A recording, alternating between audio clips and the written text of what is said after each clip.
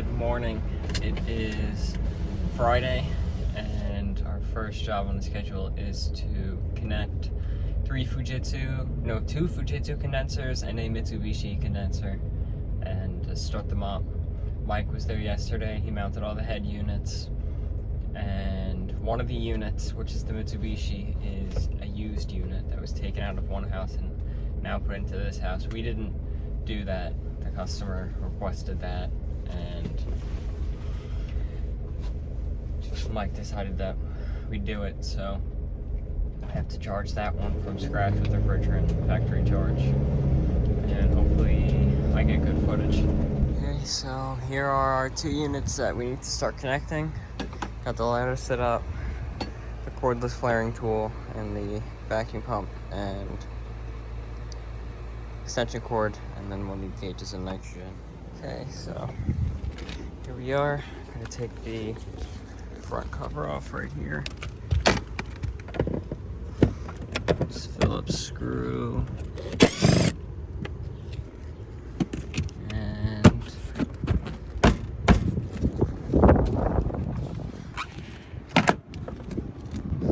right there. Take these nuts off and flare our lines and bring it in. So I got the lines cut and I put the flare nuts on them, and Mike is letting me use his Mavic cordless flaring tool, and it makes this so much easier. Just put it on. Doing something wrong. This shouldn't be out.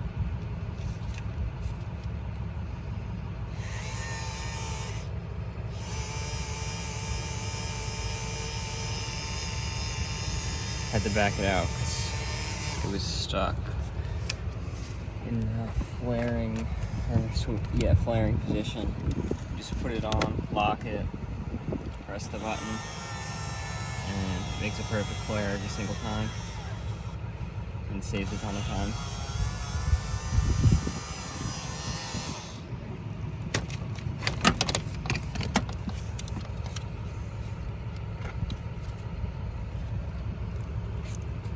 See, it's perfect flare, and the same for the 3/8.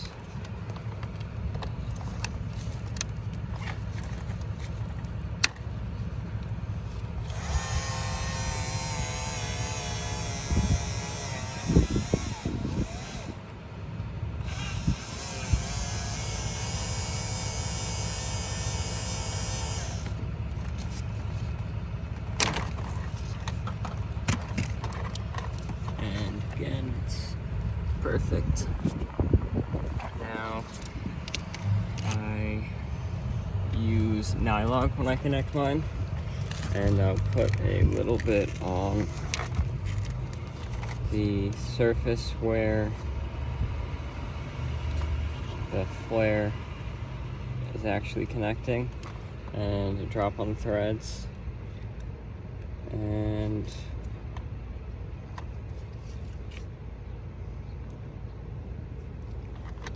I'll put a little bit on this surface as well where the nut rubs against the flare so that it spins better without twisting the copper.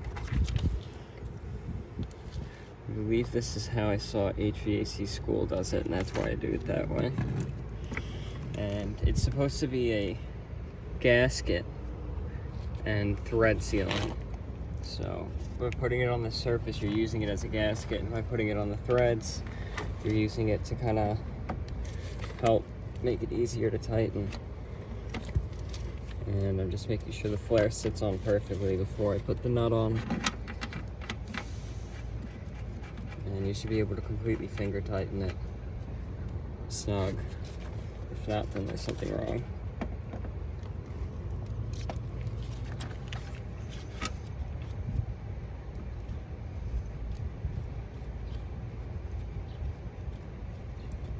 And then I'll tighten these up. I'll put some nitrogen in it and start vacuuming it down while I work on the one above it. For this, I'm using the Field Piece S-Mans, which I bought fairly recently. I always start them off with everything open and the hose is cracked. Make sure they're zeroed. And then I'll close everything.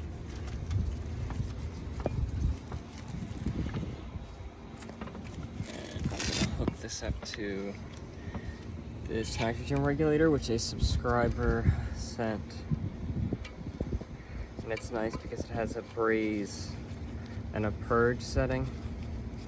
If you want to show them the regulator. And this closed, I'll open this up. And have the regulator set to like 500 just because it's slow if you put it at lower than that. And because I have this, I hook up the suction line temperature clamp because it reads the temperature difference and takes that into account when you do the tightness test. So you connected the wrong side of the hose up.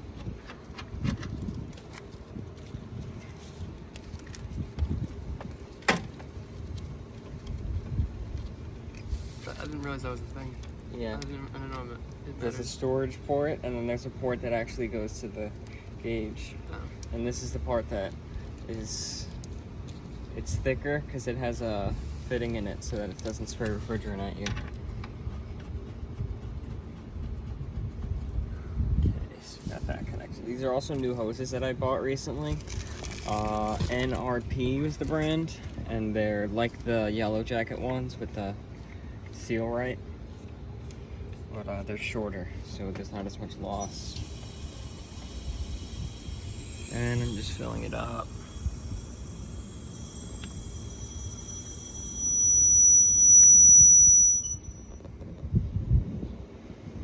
I'll let it settle for a little bit, and then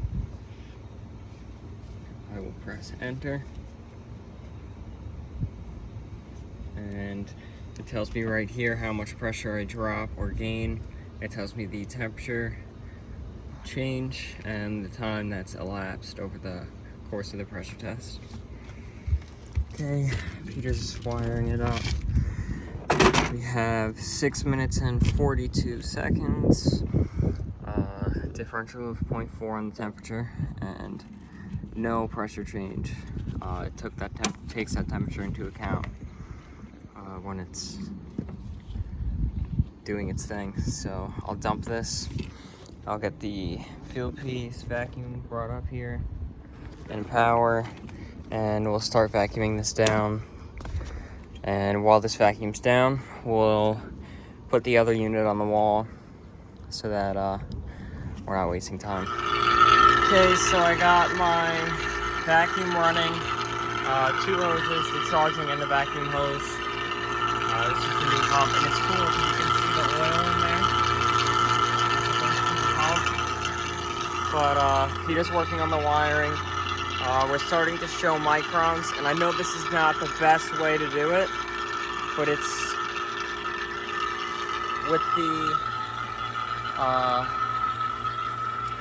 different size here, and setting up the true blue hoses with the manifolds, and then charging it. It's like a pain to do it that way. So whenever we're doing mini splits, I do it this way, using these 2 hoses to vacuum out through the one line. And it always works, and we do a decay test, so if it doesn't pass, we keep the vacuum going. And the hoses aren't too long, they're also brand new, so it's not really much of an issue at all. And you can see how quickly it's pulling down, but if I close off my ports, you'll see it'll jump up. So that's why we'll let it run for a long time, because it's not reading the true vacuum of the system while it's running. It's just reading the vacuum right here. Okay, so Peter just got the wiring done. We used the terminal connectors, black, white, red, the same pattern that it is from the factory, and ground. And it's okay that there's a little bit sticking out because it's the ground. If anything, it'll touch more ground. And this is what it's reading. It's really not that. If you want to see what it is, close this off.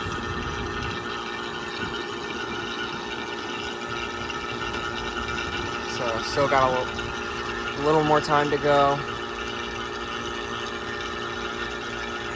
And we'll head down and start mounting that other unit. We have to wait on this one because it's missing our flare nuts. And we gotta figure out where to get flare nuts. So we'll just work on the next. There's a close-up view of that oil. I just think that's so cool that you can see what it's doing. And you can see how much gets into the oil and why it needs to be replaced so often. I just think that's cool. And one thing I just remembered is close the gas ballast on the back of the pump. This is open and this is closed. You hear it makes a way different sound. It'll start to pull slower, but I don't know exactly what it does. I just know it needs to be closed, like just under 1500 microns. So I just do it. That's what HVAC school says. Okay, heading around at the other side of the house. We have the Fujitsu here. Mike already put the mounting bracket up. The line set's in place. And I'm using the ultra wide camera lens now because I think it looks better. So we'll unbox this, we'll put it up here, bolt it in, and connect our line set, and hopefully I'll get some footage of it. And before we lift it up and put it on there, I'm gonna measure center to center to make sure that our bracket lines up, and we're at 25.5 inches. Let's see what we're at here.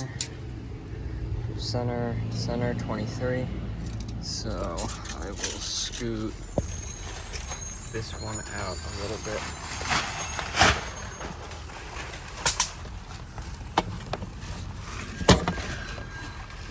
And we'll see how that does.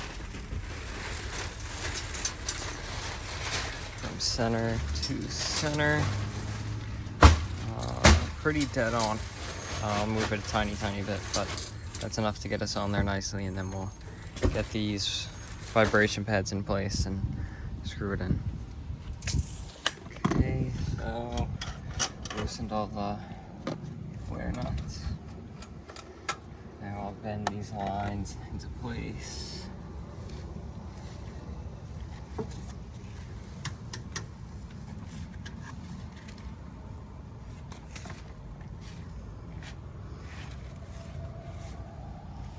You know what, I'm actually gonna get the tubing bender for these, so I can get a little tighter of a bend.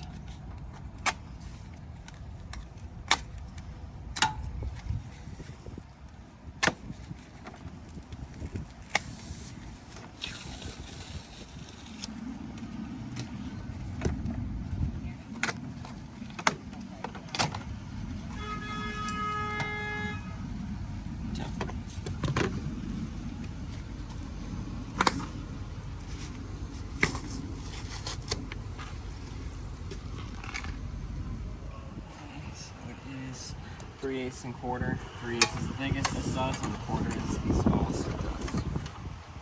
And let's see.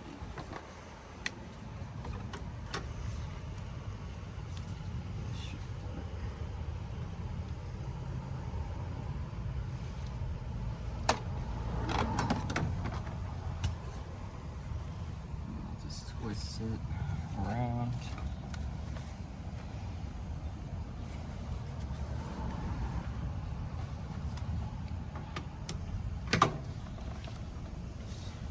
Straighten out that part, and I'll make my cut right about here and use the flaring tool. I busted my LENOX cutter, so it doesn't work too great anymore. It only does really small, like 3/8 and quarter. I can't cut 3/4 or 7/8 with it anymore. I've had it for like 3 years. It's not the wheel, it's threads on the knob.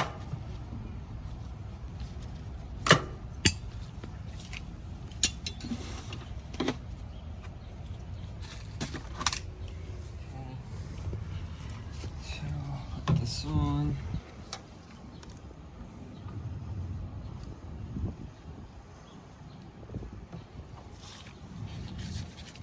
Slide this over. Make sure it's still good. Lock it in. And just press the button. And it does everything on its own. Oh, I did it again.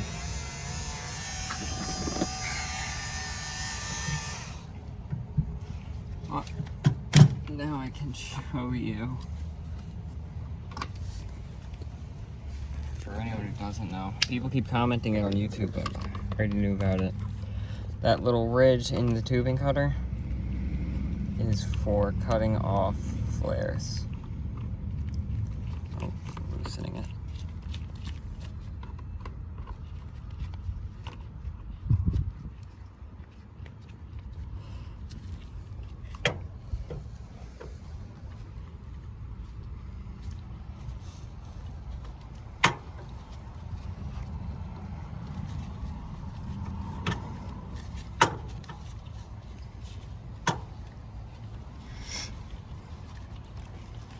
And that other system's still vacuuming down. So it should be in a pretty good vacuum by the time we dump the charge.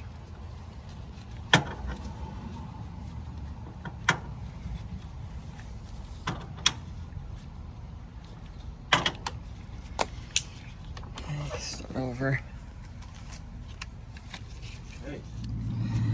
Got interrupted. Mike brought the flare fittings I needed for the Mitsubishi, but I did the flare. Now I'm doing that little drop of nylog.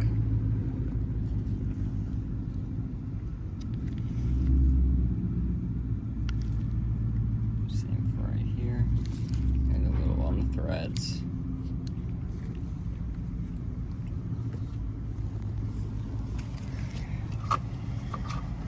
And get it.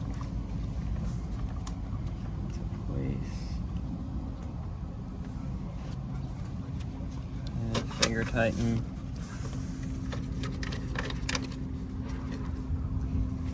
And then I'll tighten it with the wrench. And I just did all the same for the other one. Now I have them both hooked up, vacuuming. Just put it on, pulled down to 17, but again, that's not accurate until we close it off. And we'll go back up to that Mitsubishi. We'll get those flare fittings in and repeat that process with the Mitsubishi while this one vacuums. And while the other one pumps down, I'll go ahead and put a pipe doctor sticker right side up. Right there. It's level. This one's, the Halicon one is crooked. And this one is complete. We'll do the, we're doing the vacuum on the other one. Electricians are gonna come wire this one in. But looks like that's gonna be it for this install. And here's that Fujitsu and that Mitsubishi all connected and ready to go when the electrician wires them in. Overall, everything looks very nice. Okay, so finished up there, and that's gonna be it for this video. Everything came out nice. There was one leak in the Mitsubishi flare. It was over tightened, but fixed that, pressurized, no leaks, vacuumed, no leaks, and we're good to go. Hopefully you enjoyed the video. If you did, like the video, comment if you have any advice or feedback or criticism, and subscribe. Thanks for watching.